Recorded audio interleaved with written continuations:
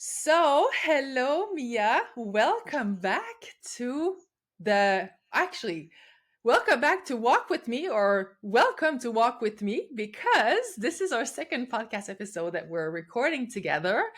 You were one of the first guests in the Re-Envision podcast, so episode 7 of season 1. If the listeners want to revisit that one, that's actually it's one of my favorite ones, obviously, and it's really nice, and it's really like we had conversation that was like up there, out there, like so amazing on how our mind impacts our body. And I'm so happy to have you again on the podcast. You're a beloved guest, and you're a beloved person in my life. I just love you. Thank you so much, Maria. It is a pleasure to walk with you and to be with you. And I'm excited for this conversation. I'm excited too. We have been so we've known each other for about 3 years now. We've walked together on and off, Yes. and I'm so excited to hear like what has been going on since our last episode, since our last podcast, because you have a new book, and you also told me in the email exchange that you had like a lot of things that you wanted to bring forward to the table. And I was reading it, and I was like, I don't know what that means, but like that sounds like I'm in. That is so exciting.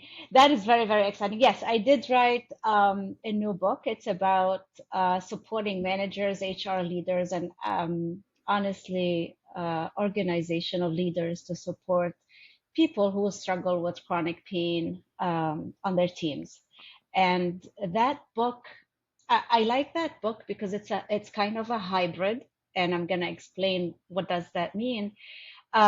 It does talk about the mind body approach to healing chronic pain. It does give a lot of resources and support. At the same time, this book also walks the traditional path, which is uh, adding some ergonomic changes, adding some support to your team that is more on the practical side. And with that, it gives managers kind of two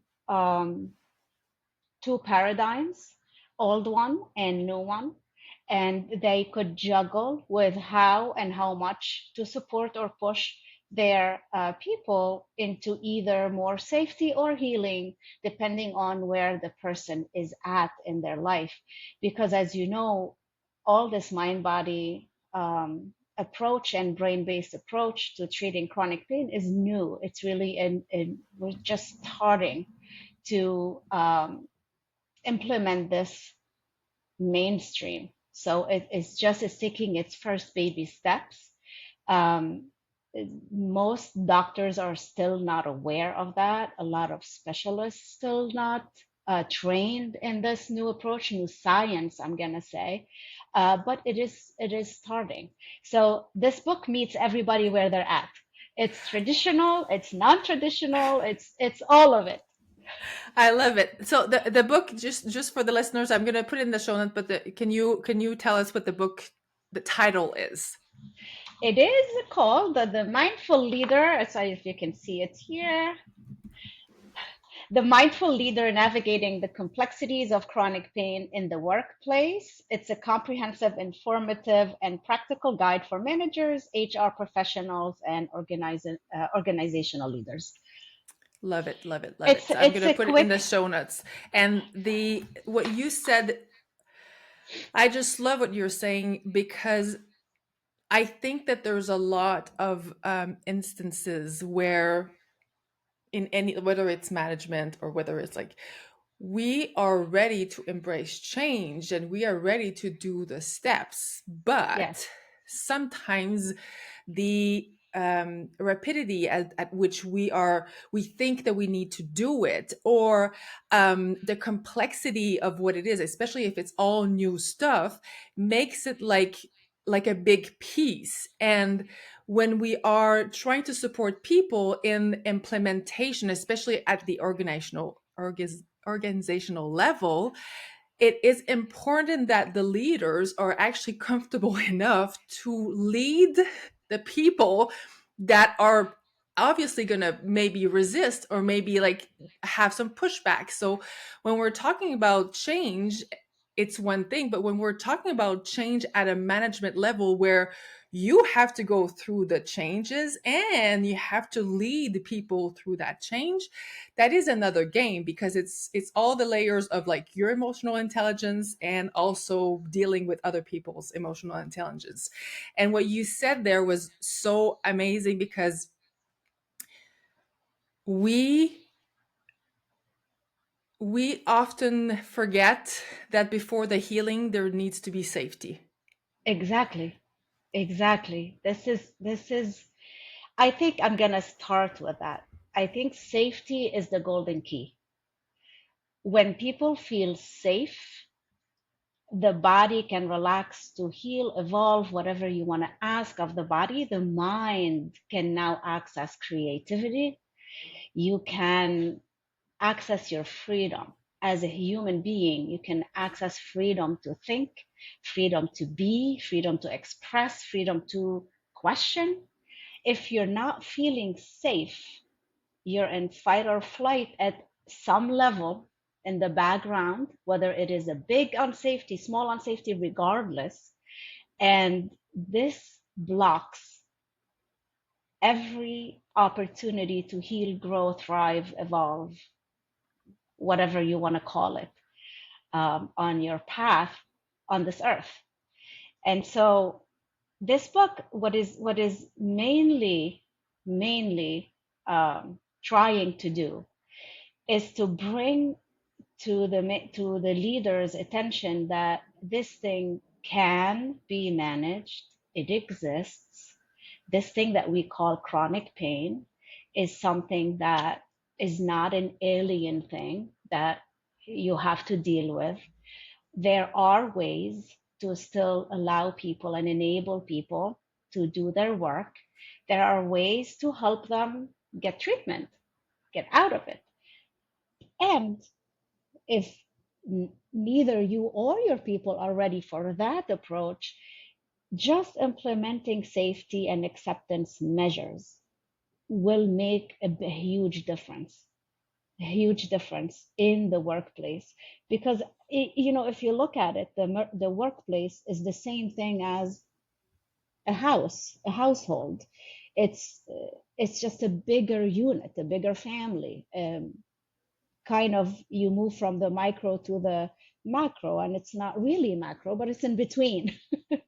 It's in between. The office is in between micro and macro, but it is a bigger unit, and whatever applies to your own life, your own person, your own family applies also there.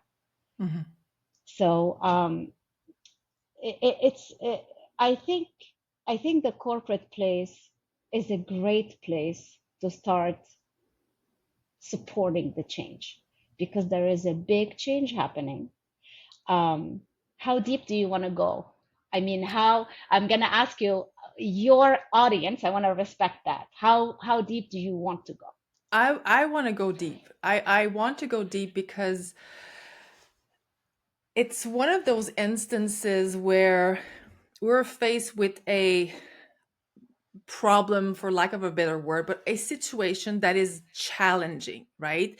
You have an employee that is dealing with chronic pain that is in the workplace, which impacts both, like it impacts your work and it impacts your work environment, and also it feeds back to your chronic pain. So like it's a whole landscape that if we want to say, okay, like I want to support you, but I don't know how to start, I don't know where to go, I don't know, like I just don't know, because the person that is in pain often also doesn't know.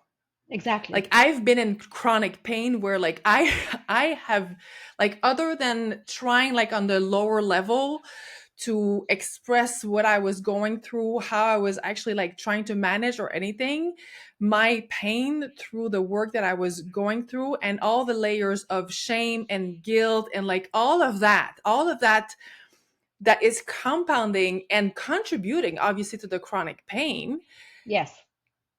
How do we, human to human, start to deal with that so we can do baby steps and make it so at least we're removing the layers of whatever is going on, like that doesn't have to be put on, and move forward in a direction that is going to like alleviate Yes. anything that has to do with, like you were saying. I love that you were saying like there's a physical space, but once we've attend to the physical space, because I've had that, somebody come here, and not here but like at my workplace, to do like all the ergonomic whatever thing, but like once you're all ergonomically set up, it doesn't stop there.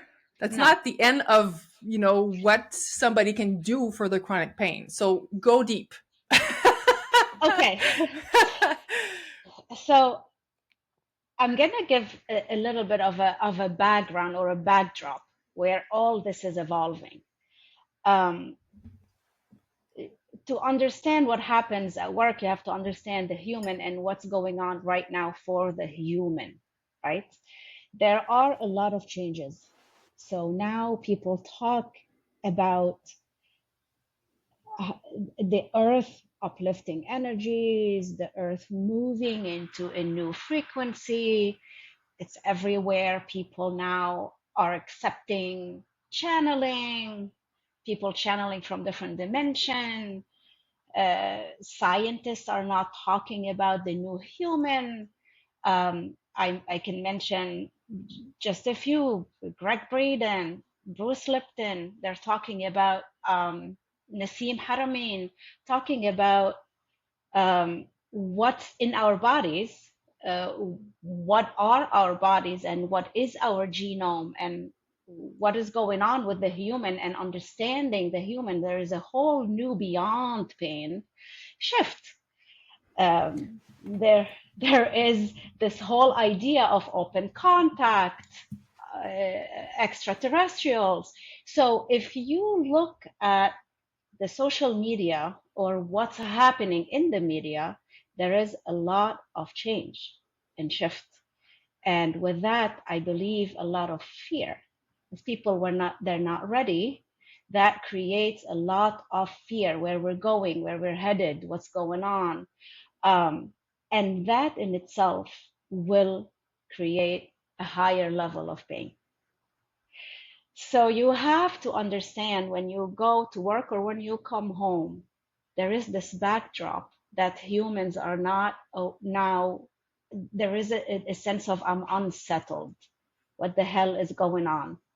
Um, a lot of things are showing up in our consciousness that didn't 5, 10, 15 years ago. And people don't know what to make of that. Not all of them. Some are riding this wave. Others are feeling either left out, behind, or just resisting. Like, I don't understand this. That I don't want this to be my reality. So these shifts, we talk about economic, um, economic problems, wars. We're talking about um, climate change. So we have things that are shifting on many, many levels, which are creating more unsafety. This is why I started with unsafety.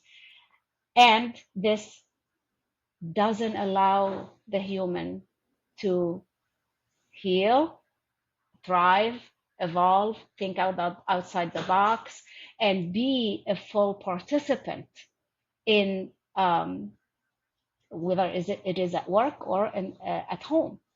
So this is why I ask, how deep do you want to go? Because these things that are happening as a backdrop are things that most people either are not aware are happening, or are aware and resisting, or it is a big time of change.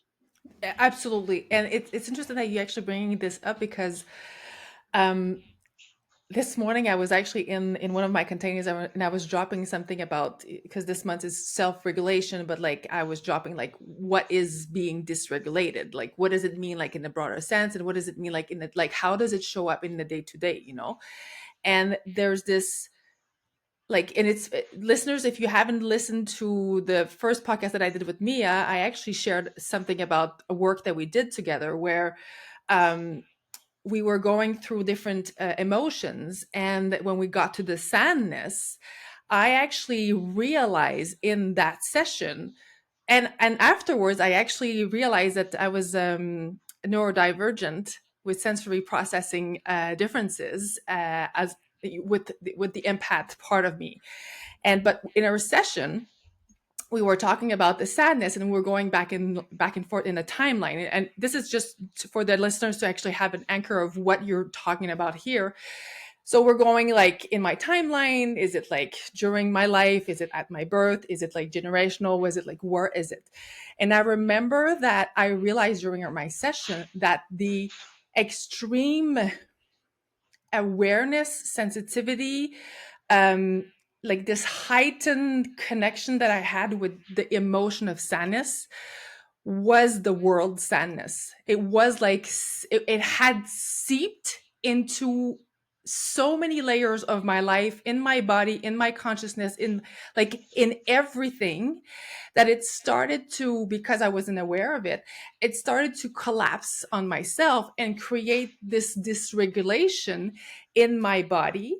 That before I got the awareness of this, I you can't, if you're not aware of it, then you can't manage it. And I'm air quoted here, like, so having this awareness of what is going on and all the changes that are going on different levels, Yes, and with is paramount in, first of all, knowing that it's not something that we're it's not a burden that is actually all is just us. It's a collective shift that yes, we are exposed to. And when we're talking about regulating, yes, I can regulate myself. I can regulate, like, and I can learn and develop like all kinds of tools.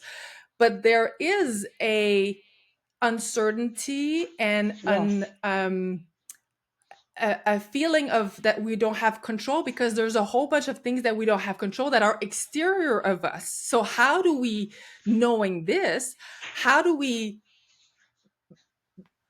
yes, protect ourselves, was not it's actually the word that came to mind, but I was like, it's not that. But how do we build healthy boundaries so we can do some cleanup, so we can regulate, like, within what we have to regulate with ourselves, but also like how do we don't take over like the world on our shoulder, basically, yes, right? Like, yes.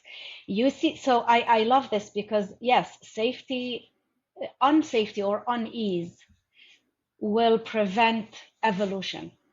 mm, This is this is actually, it's not preventing, it's slowing down, because you cannot prevent evolution. Evolution is something that is going to happen regardless.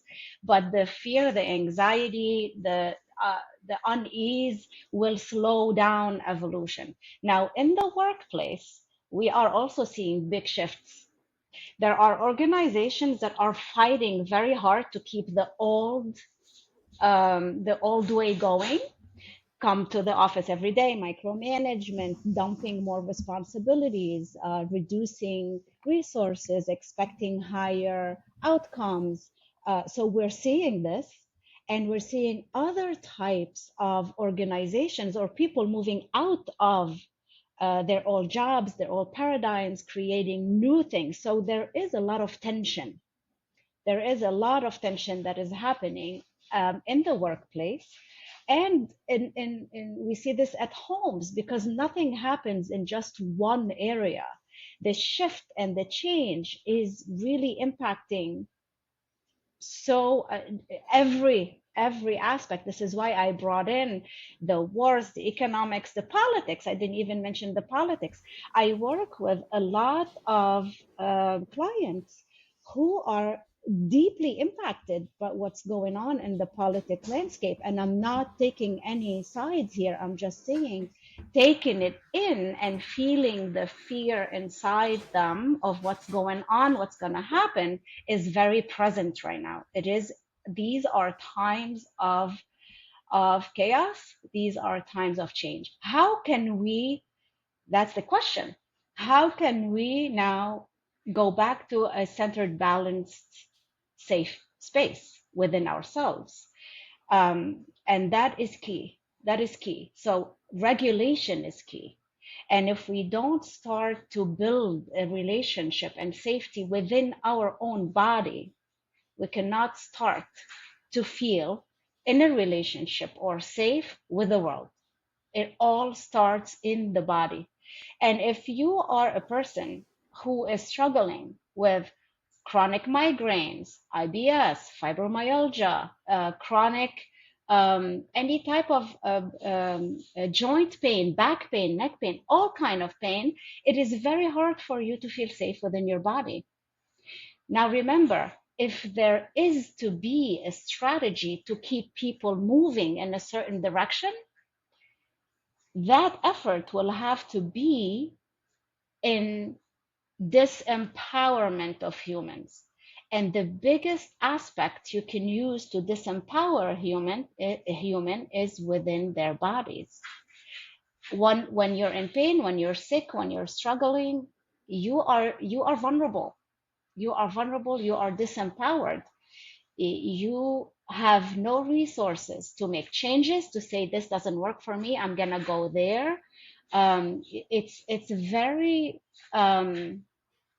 it is very hard for you to pick up your pieces and say, this is my new paradigm, this is my new life. Self-regulation is critical. And this is why learning about the brain based approach, the mind body approach, the releasing of emotions that don't necessarily belong to you, like what you said. My sadness was related to the world sadness landing within my body, within my energy field. There are ways now to release that. And you've experienced one of them. There are many modalities to do this. So, going back to managers and leaders, if you are open if you are open to understanding this, now you can begin to open up conversations, break the taboos, supporting your people who are struggling to feel heard, to feel seen, and on top of this, to give them things they can do and be proud of. Not say, oh, they can do this, but I'm a good manager, I'm going to give them little things to do. It's not the way of respect for a human being. So Mm-hmm. respecting a human being is, yes, understanding the situation, bring in acceptance and safety, and start the conversation of what will bring you pride, what can you do, what can you achieve, how can we support you, elevate. Because trust me, once you do this, you've achieved retention, higher retention than any other organization. Who wants to leave an environment who is offering acceptance, support, at the same time opportunity to thrive and Build excel? self-confidence and like, yes, exactly. I just love this. We often, as humans, not just at the manager level, but as humans, I talk about this often, like we decide for others all the time. We don't even Yes, ask them. We don't even like let them choose for yes, themselves because we're like, oh yes, well, she's not gonna want this, or she's not, like, see what I mean, like all of that, we're doing it so often that it becomes ingrained. But, and I have a very like very day-to-day life example of this. When we arrive in Germany, it was a hard time. We've had like, it was hard and hard and hard, and at some point I actually I called one of my friends, and she was going through hell, like really, and I was going through hell. But it's kind of like you go on the call, and like she needed to share, so I let her share. And for months and months and months, I actually like supported her without even bringing to the table what I had to say, what I was going through, what I like, whatever was yes, going on. yes, And at some point I felt very resentful that, like she was too caught up in whatever thing to even ask me, like, you've just sold everything and moved to another country on the other side of the world with another culture, with another language, with, like, how are you Yes. doing? Uh-huh. And at some point I actually realized, and this is such a fantastic, journey. I realized that it was my fault. Like, I had decided that she had too much on her plate to even listen to what I had to say within that relationship that we've had for 40 years. And I told her that, like, I called her and I said, I actually totally disempowered you, totally took away the choice that you had to say, hold on a second, like, I am dealing with a whole bunch of things, but I can be there for you. And this is a very, like real life example, but there's so many other examples where we're deciding for people all the time Yes. that they cannot bear the whatever, instead of Yes. having a honest communication, open discussion about what is going on in both parties and how can we bring collectively together whatever is going on forward. I just love Yes. this. I am going to blow this at a bigger picture. So first, I'm going to start small. How many parents do this with their children? I mean, I am one who is guilty because years ago I did this with my own children. They can't do it. I'm going to do it myself. They can't do it quick enough, good enough, the way I do it. I'm going to do it. I and I'm gonna say this, I'm not proud of this, but it is a part of my evolution. I bought shoes for my son up until he was, I think, 7 or 8 years old, with no laces, shoelaces, with Velcro, because I judged that he won't be able to tie his shoelaces. So it starts at the very beginning. And if I have parents listening here, please allow your children to experiment. Let them feel safe to fail. Safety. Mm-hmm. Let them feel safe to fail. Because if it's not safe to fail, we're crippling human beings. We're clipping their wings, their potential in a very early stage, at the very first steps they're taking in the world. So please allow your children to experiment and fail, and you can support them in a loving and compassionate, encouraging, inspiring way. I can now project this to when you're a manager. Give your people the safety to experiment and fail, please, within parameters. I understand this is a business. I understand all of that. But if those humans don't feel safe, there is no excellence, there is no greatness, there is no outside the box. We There's no are creativity. If there people is don't feel no safe, they don't feel safe enough to actually explore new ways, be creative, like doing a productive thing that is like new and exciting, like, because they're just going to be focusing on, what if this doesn't work, what if it works, fit. But yes, what if, and what if it think works. about it. Yes, think about it this way. If your people are only allowed to do what they feel safe to do and excel in, that means you're repeating the old. Hmm? Hmm. You're not introducing anything new, because with anything new, there needs to be experimentation, some failure, and I don't want to even call it failure. Feedback. You need feedback. So this worked, I can do this, let's experiment with this. This is how people evolve, break out of paradigms, break out of levels, dimensions. Safety. So I go back to, I like to tie in, safety is your golden key, and I'm going to repeat it. Safety is your golden key. Now, self-regulation to bring in safety is paramount. We don't teach self-regulation techniques in schools. Very few parents know about self-regulation. Slow your breath, meditation, presence, focus on what you're feeling, see it, name it, sit with it. There are thousands of ways to self regulate. And the more you do it, so this is a relationship, the relationship with the body, relationship with self. It's not one and done. The more you do it, the more your body, you befriend your body, the more Mhm. your body is going to be your best friend. It's going to support you to jump out of a paradigm. Your body is going to allow you to change things, adapt to change, see opportunities rather than, oh my God, what's going to happen? I need to cover myself. Let me see what opportunities are in this chaos. But if your body is not your friend, if your body is unsafe, if your body is not regulated, if this relationship is not established, there's no way it cannot happen. Mhm. Well, your body is and your body is that frontier with the outer world.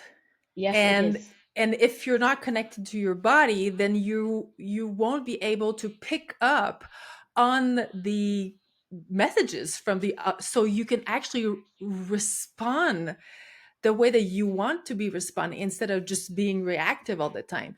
And I just love that you're saying this because every single time we're talking about healing, we really like I have conversation more and more where people are like, the problem is you're in your head. And then they're like, well, I need to be more in my head so I can actually heal. And it's like, no, get in your body. Get in the Stop body. trying to figure out in your head something that needs to be felt in your body, that needs to be figured out in your body, that needs to be embodied literally, right? Yes. Like it's so I but I can understand, like, if your body doesn't feel safe, you're going back to your head again. And there's that Yes. physical barrier that you can't Yes. even go through because first you don't know how to break that barrier. Second, it doesn't even feel safe to break that barrier because that barrier was built because you thought that you needed that much protection. So it's a vicious cycle. It is. It is. And I am on a mission. I'm on a mission to empower humans to start discovering the powers in their bodies. I'm on a mission for this, and there is a reason for that. When you feel empowered in your body, no one can sell you medications, treatments, drugs, ideas. No one can sell you things that are fear based, disguised in beautiful things. No one can sell you things to make you look better, feel better. You know you're better.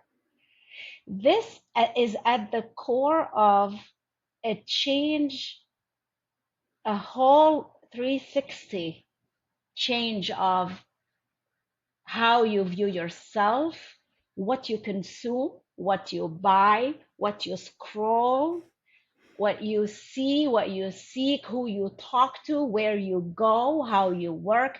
It is the first step. It's huge. Mhm. And we're not taught that. We're not, oh, bodies Mhm. are weak. It's bodies get broken, bodies are vulnerable, bodies are weak. We're not weak. Mhm. We are so strong. So think about it this way. If we were designed to sleep on soft mattresses, wearing support shoes, uh, sleeping on certain high technology pillows, if we were designed to sit on ergonomic chairs, and I'm not against all this, so I started with this, we would not have survived as a human species. We would have we would have been extinct a long time ago. So let's start by saying you can sleep on any mattress. You can sleep on any pillow. You can wear any shoes. You can do any activity in an intelligent way, and actually your body is will thrive. Allow your body to be a body. Mhm. By not allow by wearing this brace, by wearing And again, I have to always say, in some instances, these things are necessary. If you're injured, if you have fractures, if you have a disease, autoimmune disease, if you there are situations where this is necessary, but there are millions of people, millions of people in chronic pain. Most of them. I was one of them. So by saying this, I'm not disrespecting anybody. Pain is real. Every pain is real. I was in crippling pain for 7 years. Most of chronic pain conditions have nothing to do with structural damage. Mm-hmm. So I need to say this again and again, and this is backed by science now. This is the new science. So if you want to hold on to the old paradigm, like holding on to dear life, is like continuing to defend that Earth is square. You can, it's your right, but you won't hop on that train. It's That, interesting that you're saying it's the new science. It's been 20 years, people. yes, So yes, it's new your science, but it's not like last year's science. no, We know about the fascia now, what we know about like how it actually works in our body, that it carries more messages through our body than our nervous system does, how it's attached to emotions, how it actually like carries emotional pains that is actually like really going into the body and like expressing itself as real pain. When we're thinking, like you were saying, when we're thinking about like, okay, I have a broken bone, I'm gonna get a cast, but like I'm not going to get a cast for the rest of my life. That support is actually like a punctual support. But we've been told that those supports are actually the solution, when the support is only a temporarily while you get back up on track. And I love that you were saying, like, once you are in your body, like nobody can sell you what kind of whatever XYZ in a mindless way. and we're headed. Now we talk about AI. We talk about chips and implementation in the human body to enhance. Okay, if you really know what your body is capable of, know thyself. This is an ancient saying, know thyself. If you know what your body is capable of, if you know, if you start to befriend your body, test, meditate, test your abilities. If you know, then no one will sell you anything for enhancement.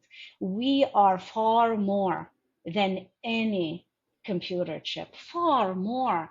And I understand that there are people who are listening to this saying, I can't even walk, and she's saying this. I know that there are people, there are on different levels. What I'm saying here, if one human can, it is in the design. Every human can. So please, rather than going and reading and checking YouTube and Google about what do I do for my crippled knee or whatever else is limiting you, go and check stories of who overcame that. Please start reading success stories and not doom and gloom. Start listening to how people are healing. Open up, open, change your mind. If you don't do that, you are going to continue the vicious cycle. Pain, pain in itself is a message that says something in your life is unsustainable. Wake up. Something is unsustainable. Whether it is you're overworking yourself, whether it is you're hating, self-loathing, self-hate, whether it is self-sacrifice, whether it is not self laying down abandon boundaries. self abandonment, not letting So boundaries. Yeah. exactly. Pain is just a nudge. If your body could talk, it would, okay? Your body cannot speak with words. Your body is nudging you. And you don't listen the first time, the second time, the third time. Okay, well, at some point, it needs a bigger nudge. It needs a bigger shake. What is it in your life that's not sustainable? I hear people say, if only I don't have pain, everything would be perfect. Really? How so?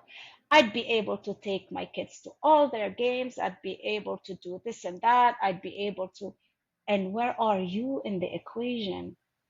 You've been suppressing, and I am all for the kids and the family, but I see people come to me for chronic pain that don't exist in the equation.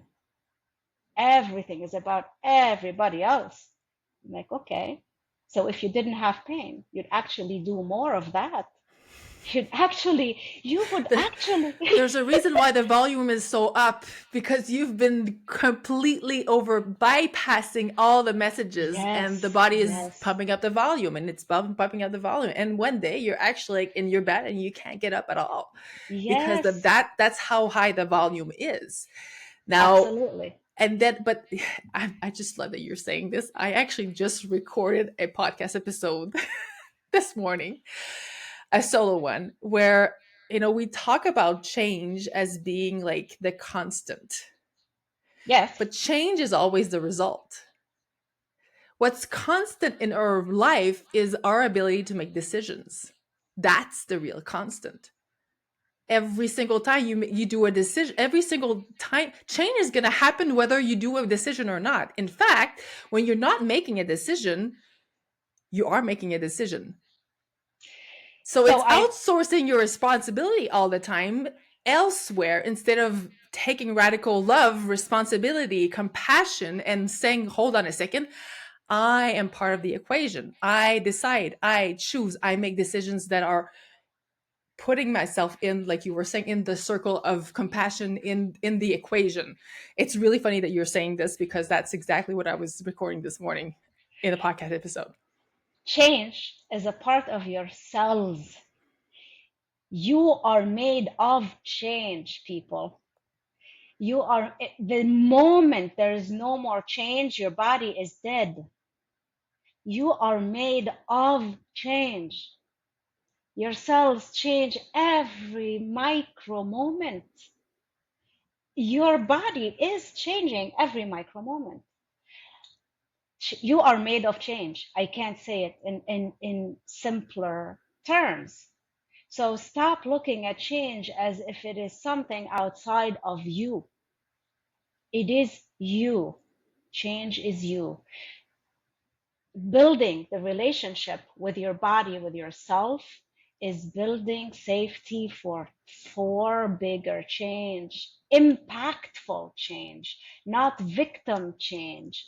This change and I'm at the receiving end. No, this puts you in the driver's seat of what we call your nature.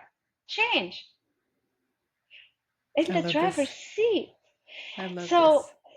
if you're going to work, and let's say the issue is at work, sometimes the issue is, sometimes it is not.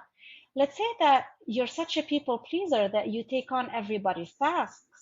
Clearly, you're going to have headaches, migraines, carpal tunnel, elbow, tendinitis. Of course, you're taking on everybody's job. If you're a leader, you're doing everybody's work. You're unable to set boundaries, to direct. Clearly, you're gonna have pain, jaw pain.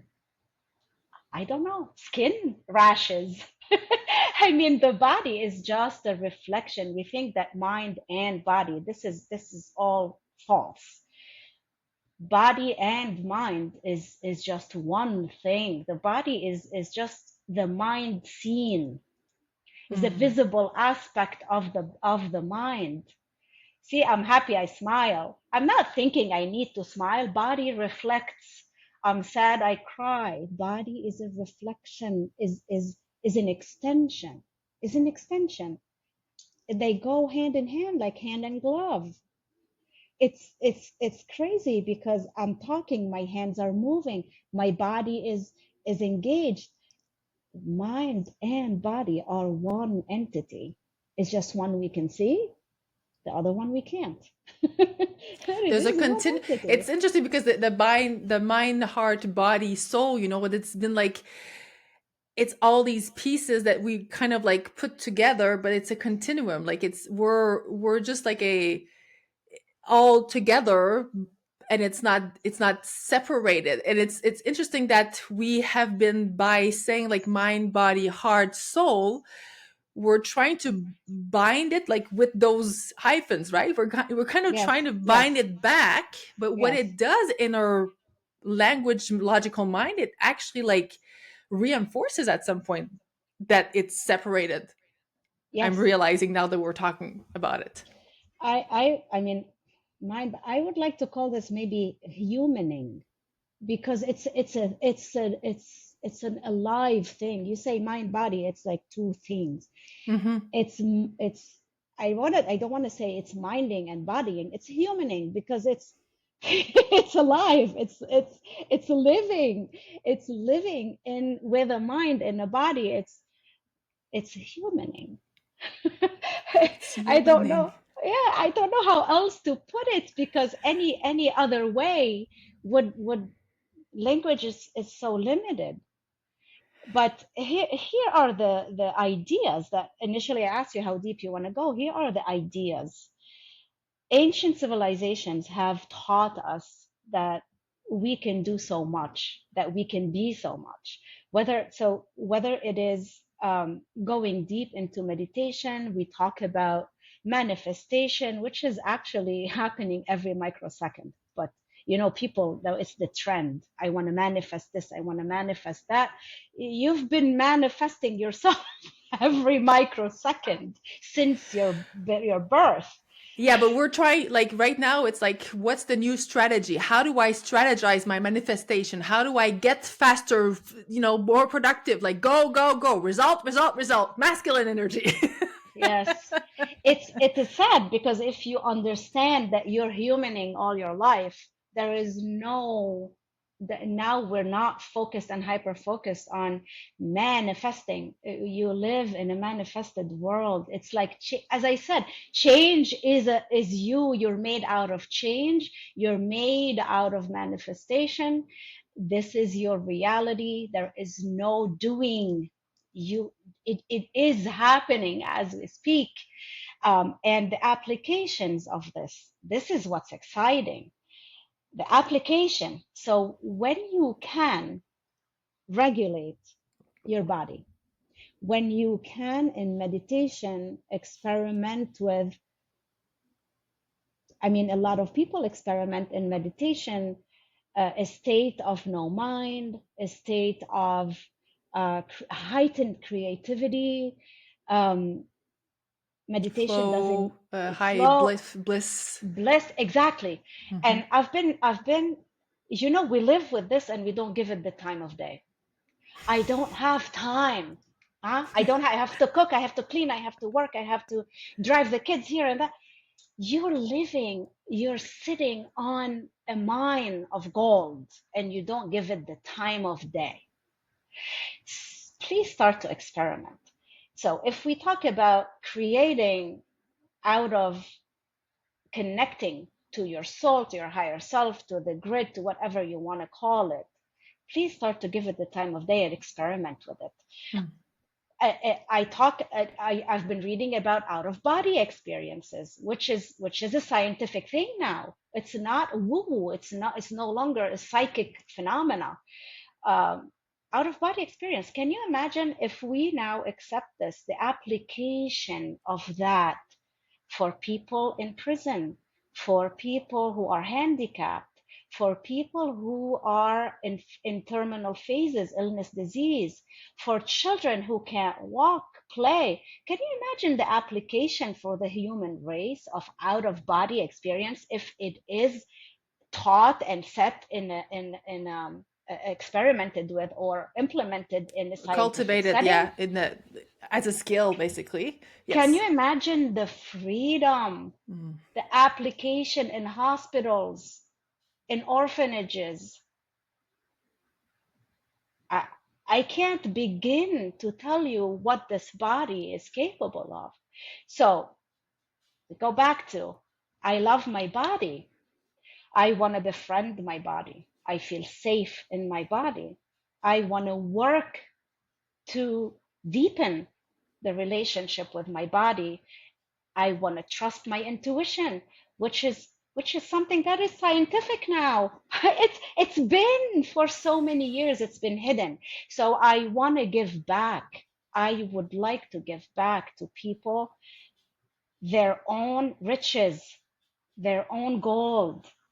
You're sitting on a mine of gold and you're trying to manifest something. It's just, to me, it's insane. It's insane what we're sitting at, whether it is at home with your kids, at work. Come on.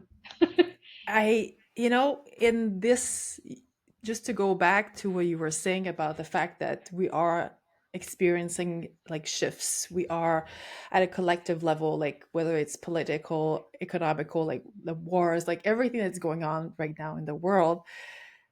Um, give it time of the day is the biggest act of rebellion and resistance that we can do. Yes. When people are Yes. going out and they're trying to control like what is going on outside, the biggest thing that you can do is befriend your body, and that act of resistance in building safety within your body and going into that power with everything that actually you are talking about. That is where, when we realize that that's where the control, and I'm air quoting here for those of you that are listening, the real control is there. That is the gold mine that you're talking about, right? Like that is the way back home. That is your portal to freedom. Mm-hmm.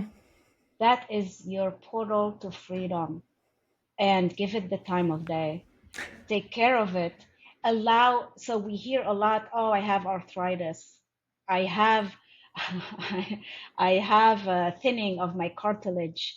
Do you know that top athletes, gymnasts, sprinters, runners, um, we watched the Super Bowl yesterday. Do you think they don't have that? Do you think that their bodies are somehow different than yours? You're not supposed to be in pain. Bodies adapt, bodies heal. Movement is healing. But they put their leg in brace. They put their arms in a brace. They immobilize because they think that this is the way to heal. Allow your body to be a body. Allow your tendons to be tendons. Allow your muscles to be muscles. Allow your joints to be joints. And as you break down the idea that we're an old junk car, as we go older, it's wear and tear. You hear it, even practitioners, even they tell you it's wear and tear, you're old. No, it's wear and repair. Wear and repair. Our bodies are unbelievable. And when the body is not repairing, there is something wrong with the emotional state, with the belief system.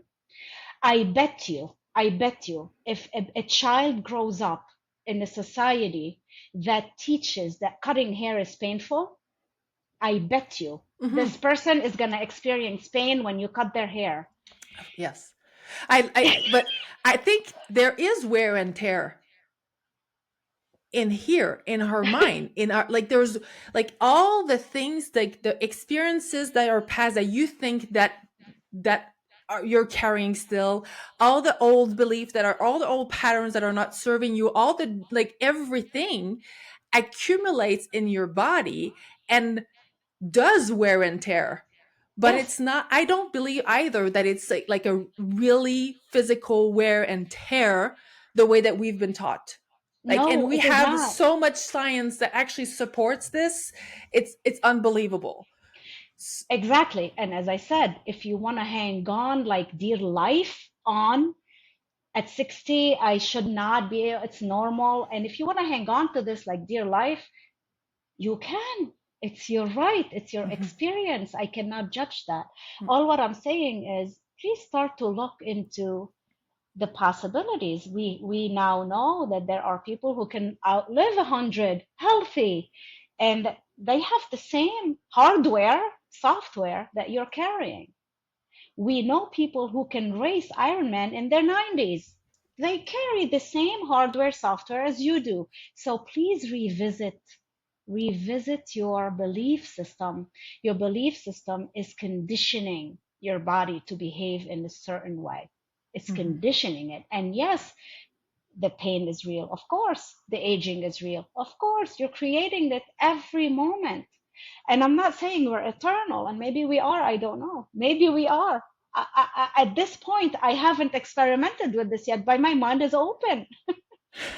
Well, we may or may not be, but that the thing is, right now, like we're talking about, and that was one thing that floored me years ago, where the life expectancy is getting longer and longer, and it's like, oh, that's so cool. But when you're looking at the life expectancy healthy, it was like 10-13% of our life that we're actually going to be unhealthy, taking at least pills or having two conditions that were actually diagnosed. And you're just like, hold on a second, do I want to be eternal and live longer, or do I want to live as long as possible in a body, in a mind, in a heart, in a soul that is healthy, that is Yes, supporting where I am now and where I want to yes. go, not pass things.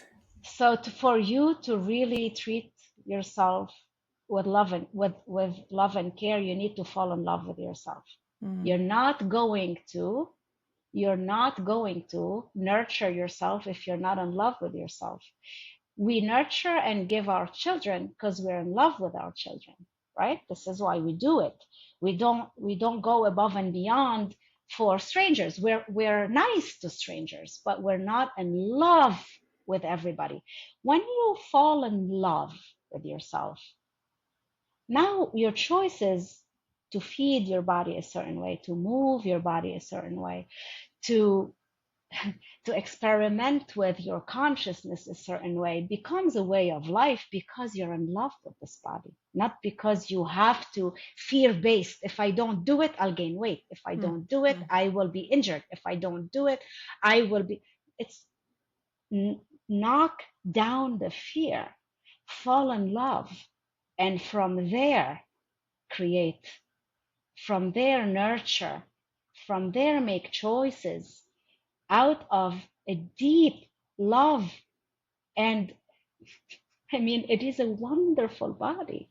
It But really just think is. about, like, listeners here, just think about how you would just, if you were in love with yourself, if you were to fall in love with yourself, just like you would do your children, or like your parents, or like the people that you love in your life, just how different you would talk to yourself in your mind. Yes, Just like, yes, just that bit, yes. that small shift. You don't have to be like endlessly in love, like just treating yourself like you're love worthy and that you are enough just the way that you are. How the mental chatter shifts. We have to break out of a lot of belief systems, and that's okay. It's a process. I'm not Mm-hmm. going to wake up from self loathe to self love, but there needs to be an intention. There needs to be, I want to. There needs to be a commitment. And then you can start walking on that path. And the more you discover, there isn't a day that you're going to be done, because the more you discover, the more you're going to be in awe how strong you are. Think about this. People think that other dimensions, angels. I'm not talking about religious concepts, but some people think that messages from the beyond. Someone died, came back. We see about this phenomena of people coming back and talking about the love and what's after life. We think about all this as higher than us. All right, these beings, these, I have a guardian angel. We hear this, We pray to that. Okay, great. They don't have to wake up every day in a body that needs just feeding and evacuation. Just that, right?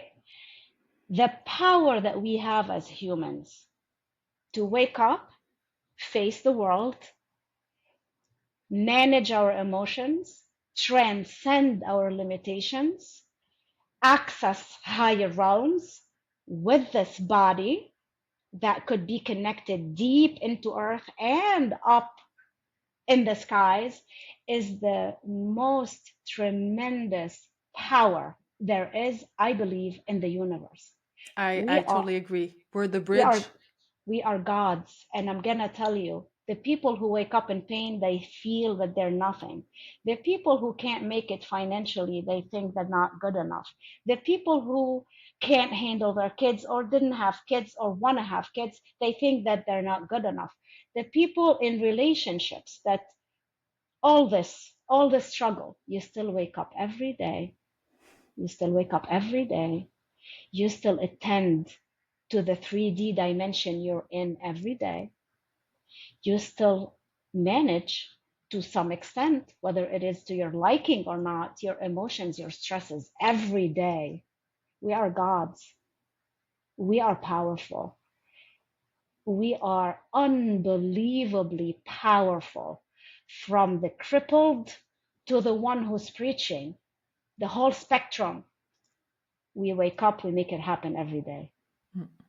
Powerful gods, godlike beings.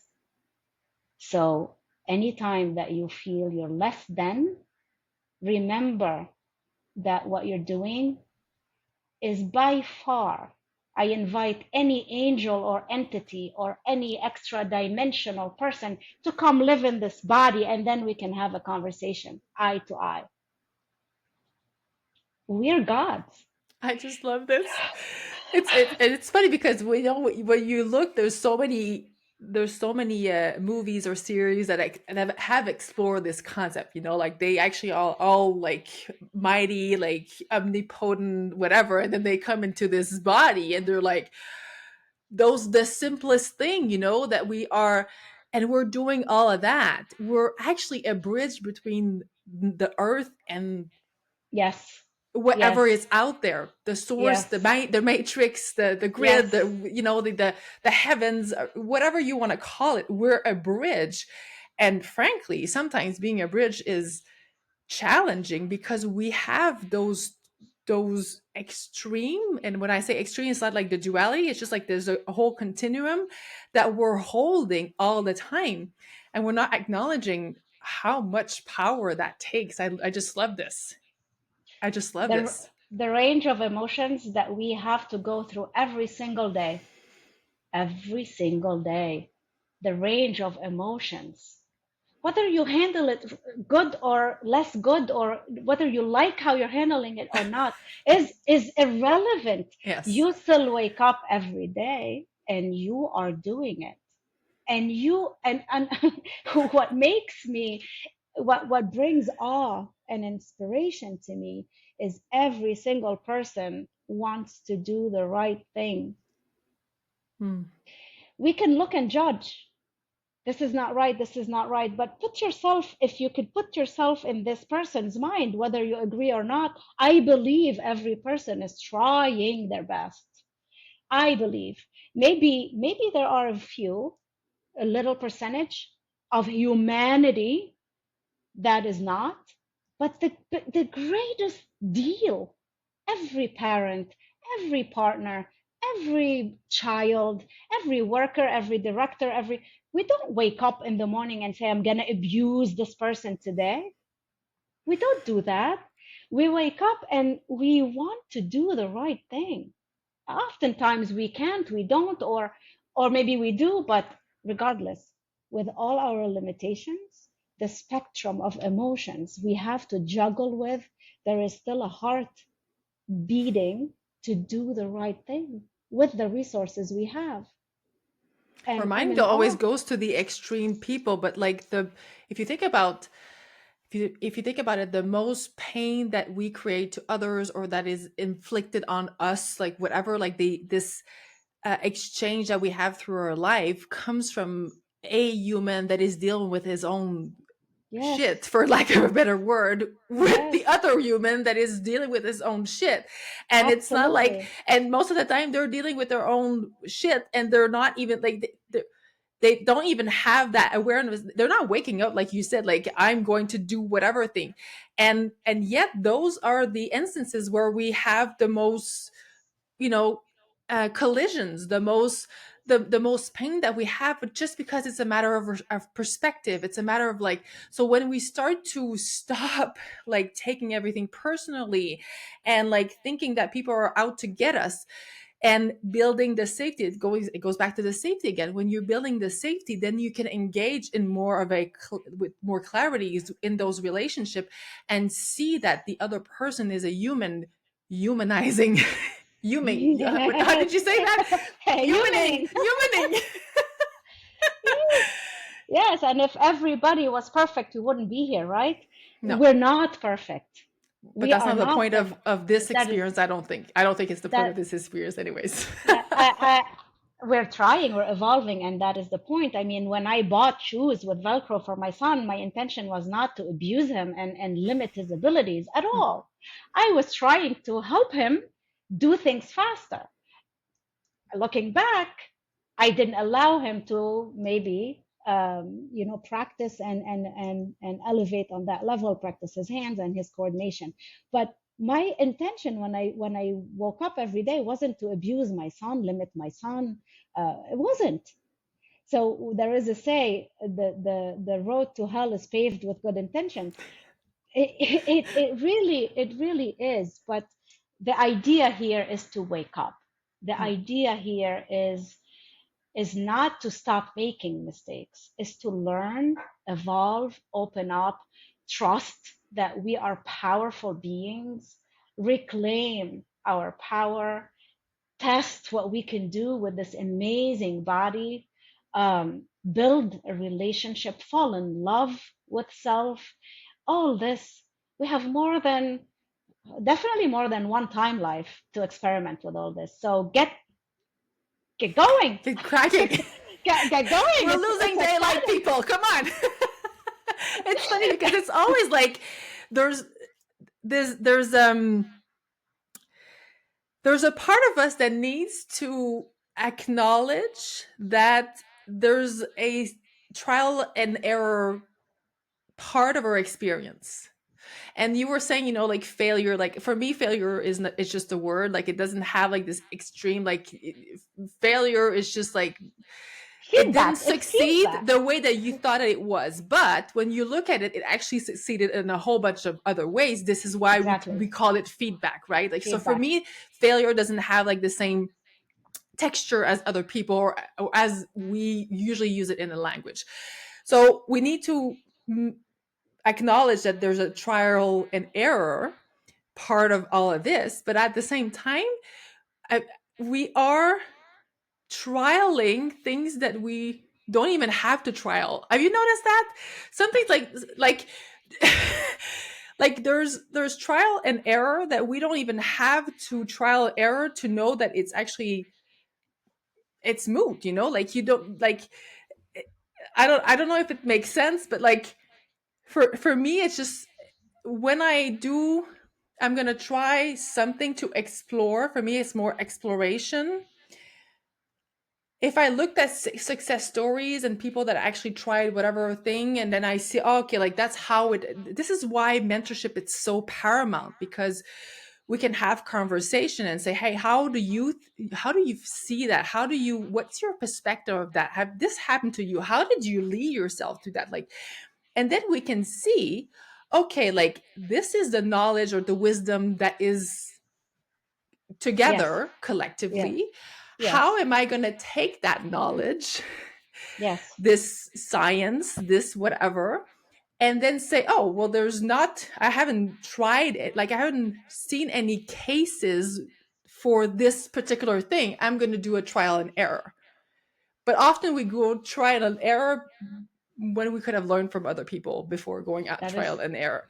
And I think that when we start to do this work, this inner work, this inner journey of growth, evolution, change, the refinement of when to do which, Yes. it's a skill that actually really gets easier with time, but also like the awareness of it, I found, has really catapulted my evolution, just because I don't have enough of this lifetime to try and everything.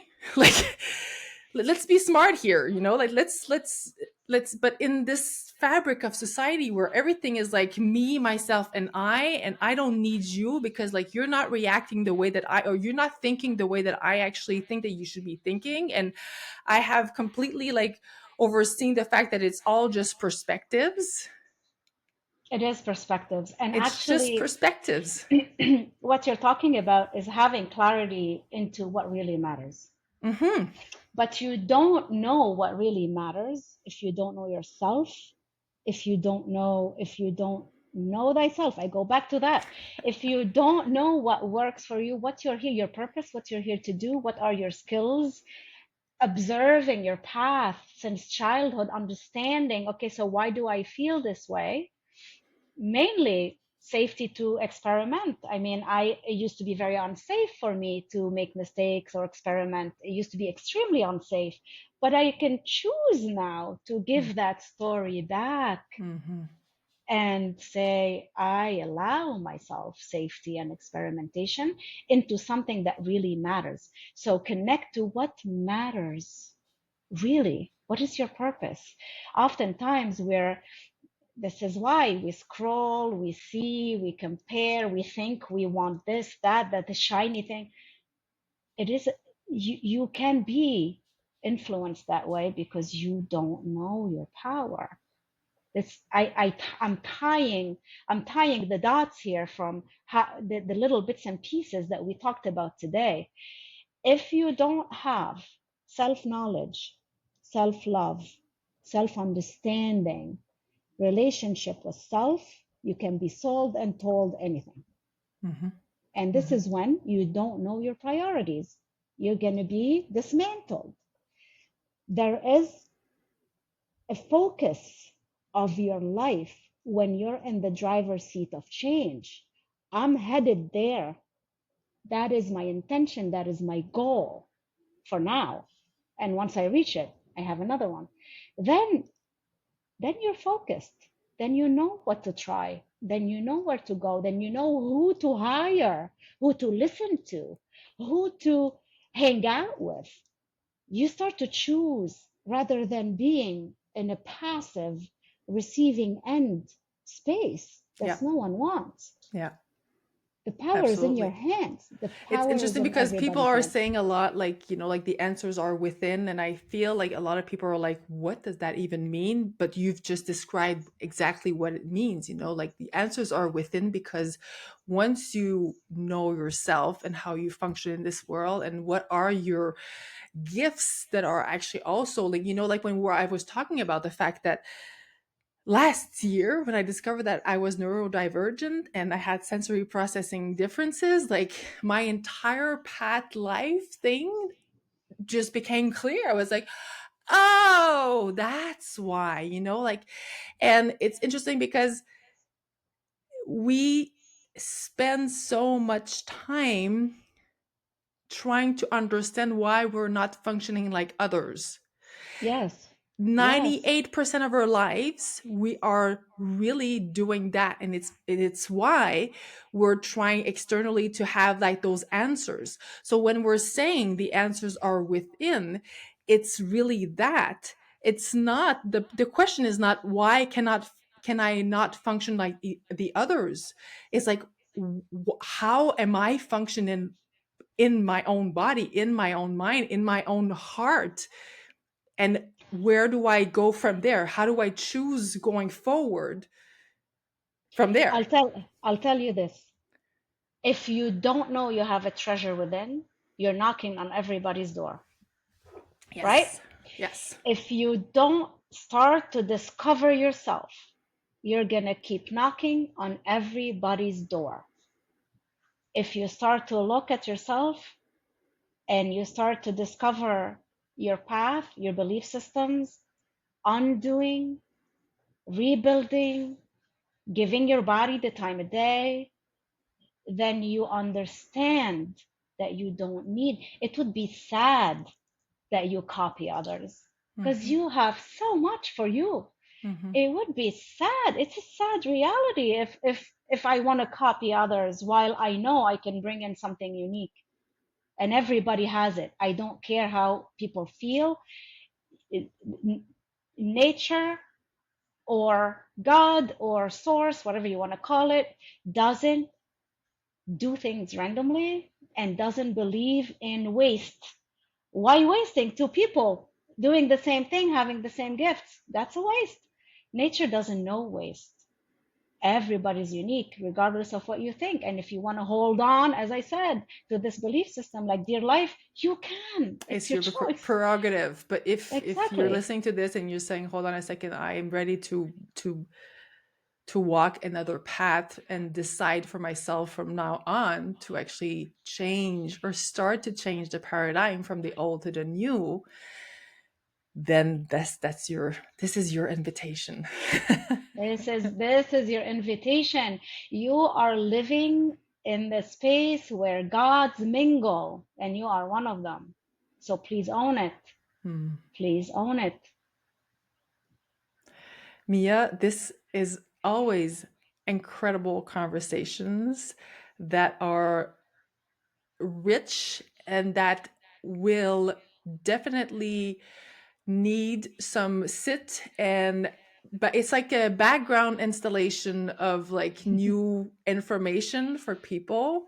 So I would love the listeners, I would love to have your comments on the podcast, share what you actually think about this conversation, how it lands, where it actually like, inspires you in a different perspective, in a different way. Where are you at in your evolution? I'm just so curious, and Mia's gonna be curious as well to know all of this. We haven't talked very much about your book, but Well, there's the book the carries support for leaders, and exactly. so So all we've talked about is it's at the level of management, basically, for you can pain. you can apply it anywhere you'd like. If you need, I mean, I partnered with Dr. David Schechter, who is actually leading, also one of the leaders in mind body medicine. We offer a whole corporate program. So I didn't even want to talk about this here because the conversation, I wanted it to be bigger, wider, and much more empowering for every single person, whether they are a leader or not. But yes, if you have questions about how to bring this into the workspace, I'm here. We have a whole program. There is this book you can start with, but change is a part of us. Yes. Change is us. Yes. So So that's what let's I was going to embrace say. it. We didn't talk about your book that much, but like this whole conversation like broadens it. And if you want to learn more about Mia, I'm going to leave her socials and all the ways to contact her in the show notes, and you can actually also read her book and go from there, because like you said, that you have a program that is basically aimed at corporate Yes. yeah, corporate level to implement this. Thank you so much for being here with me today. Thank you so much for this incredible evolution since our last conversation. It's like in line, but like so much, bigger and so much multi-dimensional, like no pun intended, but it's like it's really like multi-level, multi-dimensional. So thank you so much. It's a pleasure to walk with you, Maria. Yes, it is. Listeners, thank you so much for being here with us today. I love you, I see you, and I feel you. Take care.